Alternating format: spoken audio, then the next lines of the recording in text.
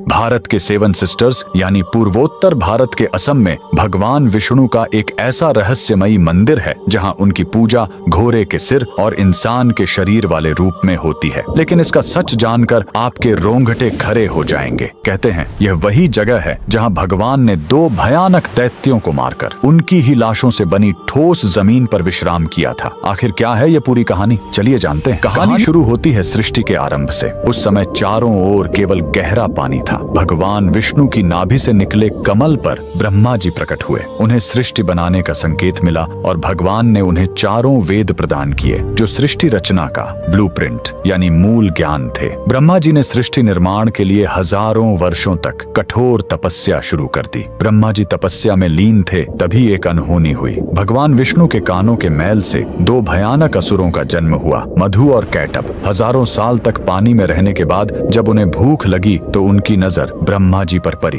उन्होंने ब्रह्मा जी पर हमला किया, उनसे पवित्र वेद छीन लिए और उस अथाह समुद्र की गहराइयों में जाकर छिप गए। वेदों के बिना ब्रह्मा जी लाचार हो गए और सृष्टि का काम रुक गया। ब्रह्मा जी घबराकर विष्णु जी की शरण में गए, लेकिन समस्या बहुत बड़ी थी। मधु और कैटभ ने तपस्या करके देवी महाशक्ति से इच्छा मृत्यु का वरदान पा लिया था, यानी वे अपनी मर्जी के बिना मर नहीं सकते थे। तब वेदों को वापस लाने के लिए विष्णु जी ने हयग्रीव अवतार लिया। उन्होंने घोड़े का सिर इसलिए चुना ताकि उसकी तीक्ष्ण बुद्धि और सूंघने की शक्ति से वे समुद्र के उस घने अंधेरे में भी वेदों को खोज सके। भगवान हयग्रीव पानी के भीतर गए और असुरों से हजारों साल तक युद्ध किया, लेकिन वरदान के कारण वे मर ही नहीं रहे थे। अंत में भगवान ने अपनी माया से उन्हें मोहित किया और पूछा कि तुम्हारी मृत्यु कैसे होगी। असुरों ने अहंकार में शर्त रखी, हमें वहां मारो जहां पानी न हो, एकदम सूखी जगह। पूरी दुनिया में तो पानी ही पानी था। तब भगवान ने अपना विराट रूप धारण किया, अपनी विशाल जांघों को पानी से ऊपर उठाया और कहा,